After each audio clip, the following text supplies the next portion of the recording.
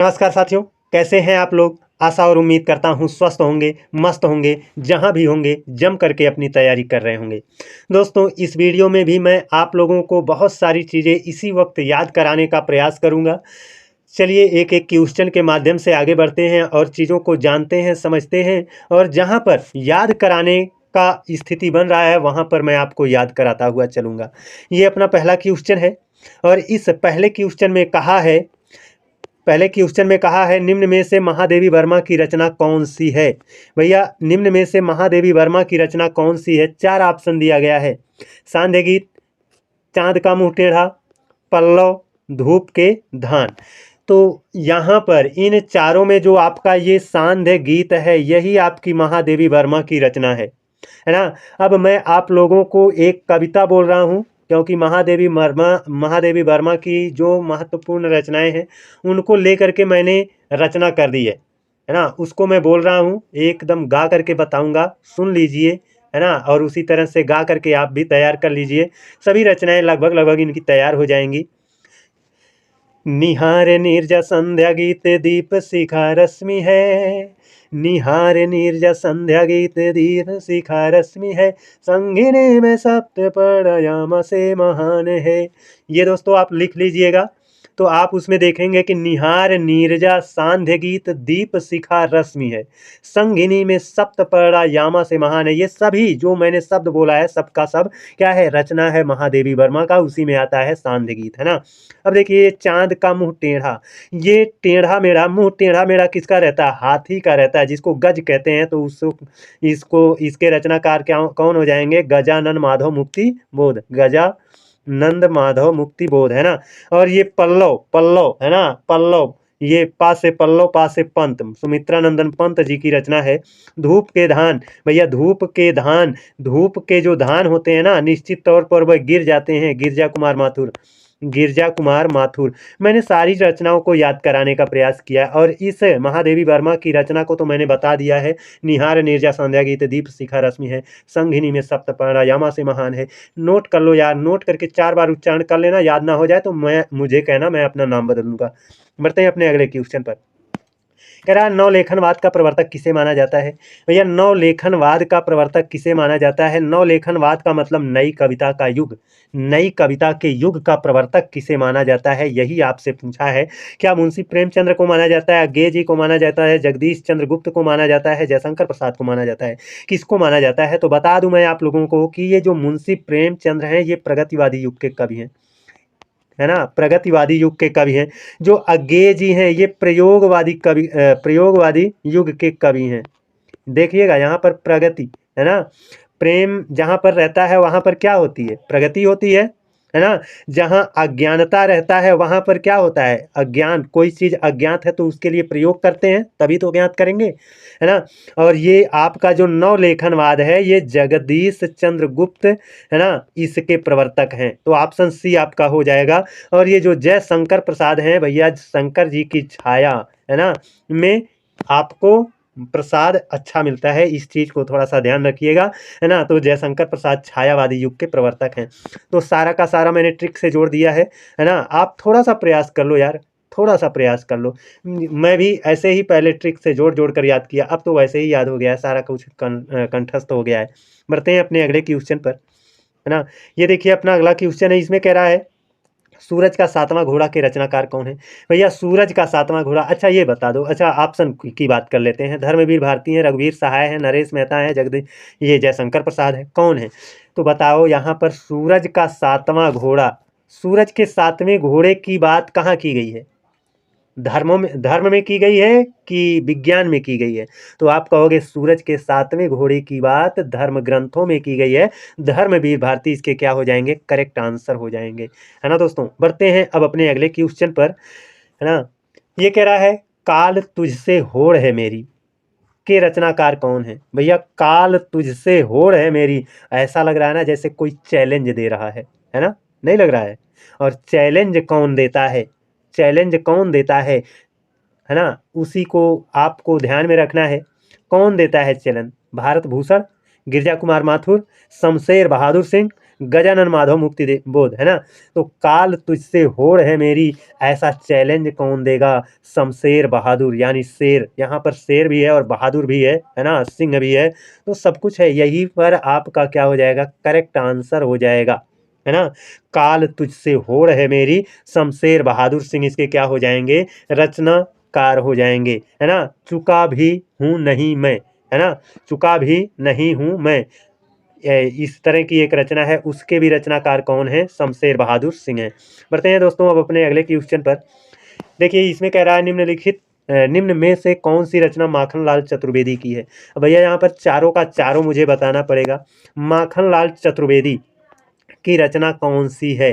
तो देखिए आपका ऑप्शन ए में दिया है गंगा अवतरण, तो गंगा अवतरण के रचनाकार कौन है, रत्नाकर जी हैं, है ना। इसके रचनाकार कौन है, रत्नाकर, रत्नाकर, है ना, रत्नाकर जी हैं। और कुरुक्षेत्र इसके रचनाकार दिनकर जी हैं, रामधारी सिंह दिनकर हैं, है ना। भारतवर्ष इसके रचनाकार कौन है, अंबिका दत्त व्यास जी हैं, अंबिका दत्त व्यास, है ना, अंबिका दत्त व्यास जी हैं। और ये रत्नाकर जगन्नाथ दास रत्नाकर ये पूरा नाम होगा, है ना। और हिम तरंगिनी, है ना, हिम तरंगिनी के रचनाकार कौन है, माखनलाल चतुर्वेदी हैं, इसके रचनाकार कौन है, माखनलाल चतुर्वेदी हैं, है ना दोस्तों। तो इसको पेन डाउन करोगे तो अच्छी बात रहेगी, है ना। और रोज का रोज थोड़ा बहुत याद करोगे तो एक दिन ऐसा लगेगा सब कुछ याद हो गया, है ना। बढ़ते हैं अपने अगले क्वेश्चन पर। कह रहा है निम्नलिखित में से हिंदी प्रदीप पत्रिका का के संपादक कौन रहे हैं। भैया हिंदी प्रदीप पत्रिका के संपादक कौन रहे हैं, हिंदी प्रदीप पत्रिका के संपादक कौन रहे हैं। महावीर प्रसाद द्विवेदी रहे हैं, मुंशी प्रेमचंद्र रहे हैं, प्रताप नारायण मिश्र रहे हैं, बालकृष्ण भट्ट रहे हैं। मैं चारों का चारों बता दे रहा हूँ। महावीर प्रसाद द्विवेदी ने सरस्वती पत्रिका का संपादन किया है, सरस्वती पत्रिका का संपादन किया है ना। मुंशी प्रेमचंद्र जो है इन्होंने हंस पत्रिका का संपादन किया है ना।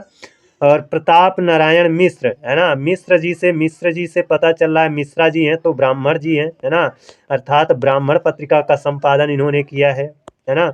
मिश्रा लोग कहाँ आता है, ब्राह्मण में, तो ब्राह्मण पत्रिका के संपादक हो जाएंगे।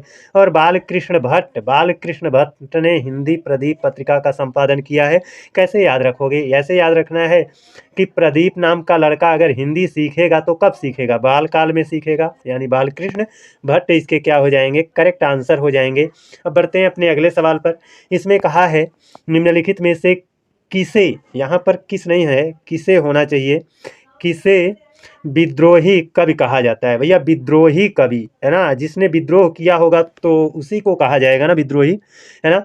तो मैं बता दूं विद्रोही कवि कौन है। तो देखिए यहाँ पर पहले देख लीजिए, सबके बारे में देख लेते हैं।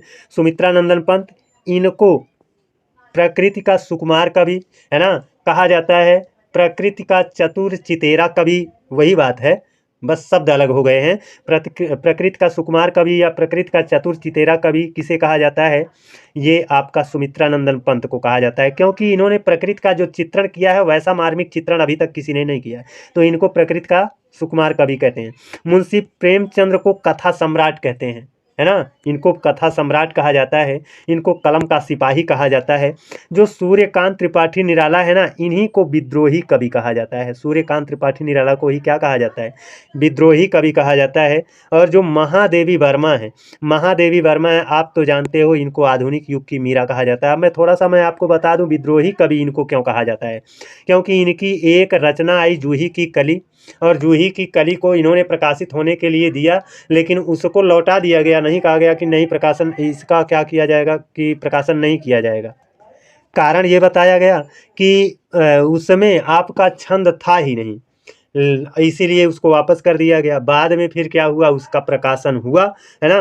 तो उसका प्रकाशन हुआ, इसका मतलब जो चीज़ नकार दी गई है बाद में उसको हमने मनवा लिया, तो क्या किया, कैसे किया, विद्रोह करके ना।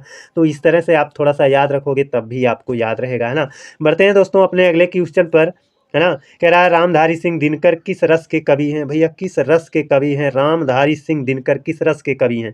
शांत रस है, श्रृंगार रस है, वीर रस है, रौद्र रस है, इसमें से कौन सा आपका जवाब है?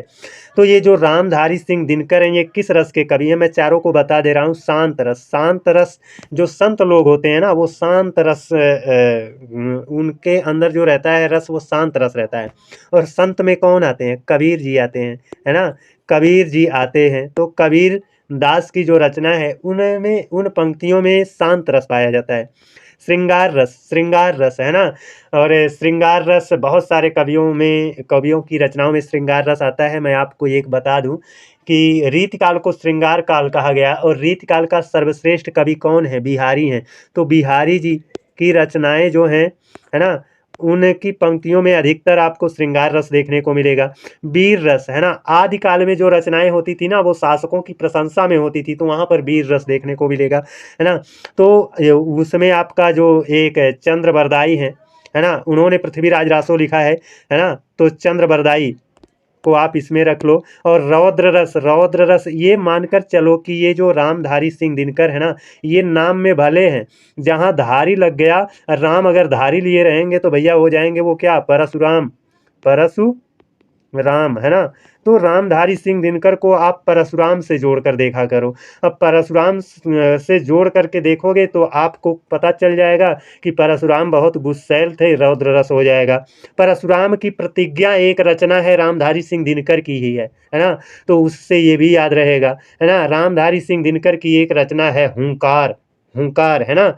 देखो रचना के नाम से ही पता चल रहा है, हुंकार से पता चल रहा है रौद्र रस है ना। कुरुक्षेत्र पता चल रहा है कि रौद्र रस और वीर रस है ना। तो इस तरह की इनकी रचनाएं हैं। बढ़ते हैं अपने अगले क्वेश्चन पर। इसमें कहा है खुमार रासों के रचनाकार कौन है? ऑप्शन दिया गया है नाल सिंह, दलपति विजय, नरपति नाल, जगनिक, है ना। कौन है? तो मैं आपका इसमें सबको बता दे रहा हूँ। यहाँ पर कहा है जगनिक, है ना।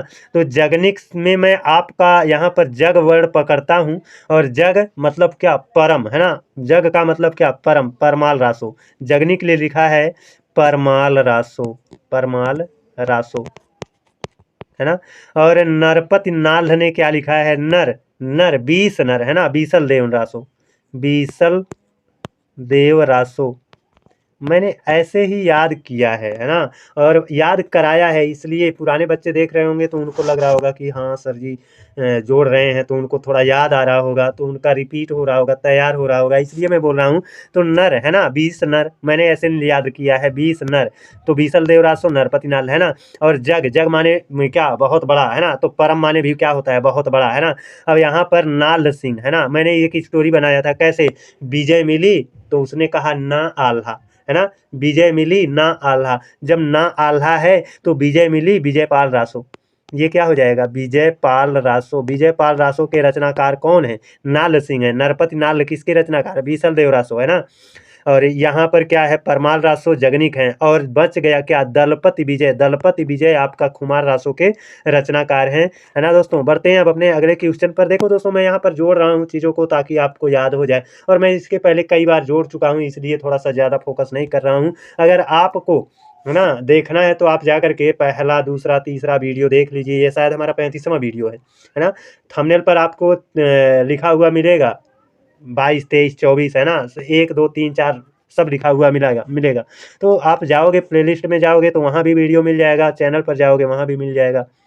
कह रहा है ये प्रेम का पीर किस कवि को कहा जाता है? प्रेम का पीर किस कवि को कहा जाता है? बिहारी को कहा जाता है, घनानंद को कहा जाता है, सूरदास को कहा जाता है, तुलसीदास को कहा जाता है, किसको कहा जाता है? तो मैं बता दूं यहाँ पर जो ये तुलसीदास हैं इनको क्या कहा जाता है? इनको मानस का हंस कहा जाता है। इनको क्या कहा जाता है? मानस का हंस, मानस का हंस, मानस का हंस से इनको कहा जाता है। सूरदास को अष्टछाप का जहाज कहा जाता है। क्या कहा जाता है? अष्टछाप का जहाज कहा जाता है, अष्टछाप। और ये जो बिहारी हैं, बिहारी को गागर में सागर भरने वाला कहा जाता है, आप तो जानते ही हो। और प्रेम का पीर इसे कहते हैं, किसे कहते हैं? घनानंद जी को कहते हैं। आप जानते होंगे इतिहास, दिल्ली सल्तनत का इतिहास जब पढ़ेंगे तो वहाँ पर मोहम्मद शाह नाम का एक शासक मिलेगा, है ना?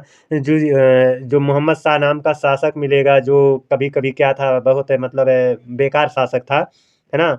स्त्री वेशभूषा में रहता था, साड़ी-वाड़ी पहन लेता था, तो इस तरह का शासक था। और उसी शासक के दरबार में एक रहती थी सुजान नाम की वेश्या, उसी से ये घनानंद उसी को अपना दिल दे बैठे थे, है ना? और इसीलिए सुजान के नाम से इनकी रचनाएँ हैं, सुजान सागर, आप पढ़े होंगे, सुजान सागर घनानंद की ही रचना है ना?